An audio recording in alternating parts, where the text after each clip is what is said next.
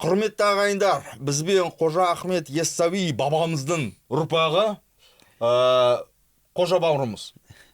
Ассалаумағалейкум. Так, Қожа, саған сразу же міне сұрақ. Сен аралас жекпе-жек кәсіпқой жауынгерсің. Василий Тақтай тимінің өкілісің. Енді спортпен қанша жыл айналысып жүрсің? Мен осы спортта жүргеніме кемі осы 5-ші жыл болып қалады. Осы аралас жекпе-жекпен бастап айналысқаным. Рекордың қандай қазір? Қазіргі уақытта 6-0. 6-0. Соңғы жекпе-жегің қайда болды? Қалай жеңдің? Соңғы жекпе-жегім Алматы қаласында Балуан Шолақта болды. Октагон 69 турнирінде. Қарсыласым қырғызстандық спортшымен болды. Және де бірінші раундта нокаутпен жеңдім. Нокаутпен жеңдің. Қолмен, аяқпен? Аяқ, тіземен. Тіземен. О, красавчик. Ал енді былай істейік. Енді 5 жыл бұрын міне сен спортқа келдің. Да? Сенің аранда достарың болды ғой по-любому. Кім біледі, может быть, наркотикті шегіп, иіскеп дегендей, өзіне нетіп, алкогольді ішіп, арақ-марақ деген сондай достарың болды ма? Өзің сондай болдың ба? Араласып дегендей. Иә, таныстарым болды. Мен өзімнің өскен жерімде, өзім районым сондай, кішігірім сондай. Астана ғой? Жоқ, мен өзім Қызылорда облысында. Қызылорда болсын. Сондай районда сондай жігіттер болды. Біздің районда болды, даже спортта жүріп те сондайлармен айналысқан жігіттер болды. Небір талантты, мықты балалар болды. Олардың өкінішке орай осы қазіргі уақытта сол жолда қуып кеткеннен кейін қазір олар жоқ. Спортта да, жетістікте де жоқ. Уже все, получается, спортты тыстап, осы алқаш, наркоман бірдекен болып қалған, соны айтып жатсың ба? Иә, сол өткен мықты балдар болды, талантты жігіттер болды. Соның кесірінен карьерасы тоқтады. Енді міне, сен өзің уже, получается, 5 жылдың ішінде наверняка саған сондай бір искушение болады ғой. Вдруг біреулер звондады ма достарың, допустим, бұрынғы достарың, давай бірге шығамыз, сондай нелер болды ма? Болды, әрине. Сен не үшін сен, допустим, міне спорттасың? Не таптың міне спортта өзіне? Әрине болды, қазір де болады, звондайды. Звондайды, шақырады?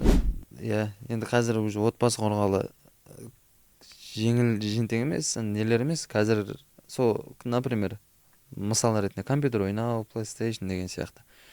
Бұрын үйленбеген кезде ал андай сіз сұрағыңыздағыдай жағдайлар болды. Жаңағыдай клуб, басқа деген сияқты. Менде ол уақыттарда өзім арманым бірінші орында болды. Сол себепті мен осы спортты таңдап, спорттың артынан жүріп, дисциплина ұстап, режим ұстап, ол жолға бармадым. Міне, осындай сұрақ саған, Қожа. Залға кіргенде не сезінесің? Бұл неліктен наркотик пен алкогольден жақсырақ? Сенің ойынша? Біріншіден, зал ол біздің офис. Біз жұмысымыз, осы арқылы біз ақшамыз табамыз. Сол үшін біз жұмысқа келіп, әр келген күніміз, сағатымыз ол біздің арманымызға деген бір қадам жасауымыз. Ал жаңағы спортпен екеуін салыстыруға келмейді деп ойлаймын. Оны кез келген адам біледі. Спорттың қайда, залдың жаңағы нәрселерден жоғары екен.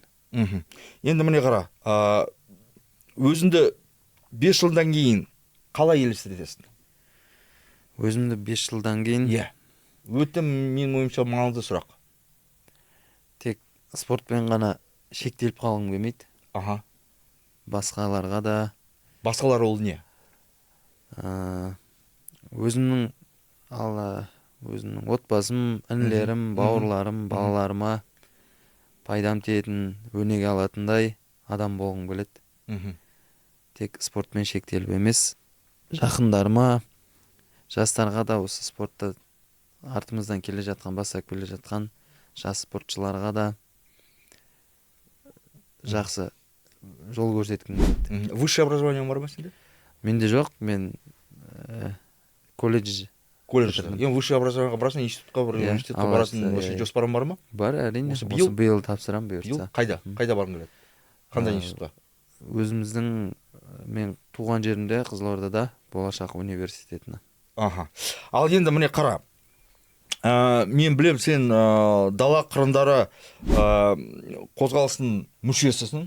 Енді осы дала қырындары ол не туралы, ол не? Өз ойыңды айтып берші. Дала қырындары ол міне жастардың бір қоғамы да, получается. Дұрыс айтып жатырмын ба, дұрыс айтып жатқан жоқпын ба, өз ойыңды айтып берші міне дала қырындары туралы.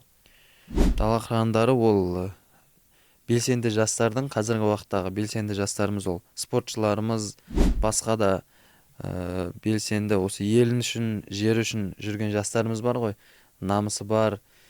Сол намысты жастарды бір ортаға біріктіріп, Қазақстанның болашағы, өзіміздің болашағымызды қолға алып, аз-аздан болса да үздіксіз сол спиртной, біздің дала қырандарының Instagram болмаса YouTube желісіне кіріп көрсеңіздер болады. Спиртной наркотиктермен күресеміз. Тек біз спортпен ғана шектеліп қоймай, білектің күшін ғана көрсетіп емес, өзіміздің ауызбіршілігімізбен бірлестігімізді көрсетіп, Қазақстанның болашағын жасаудамыз десем де болады.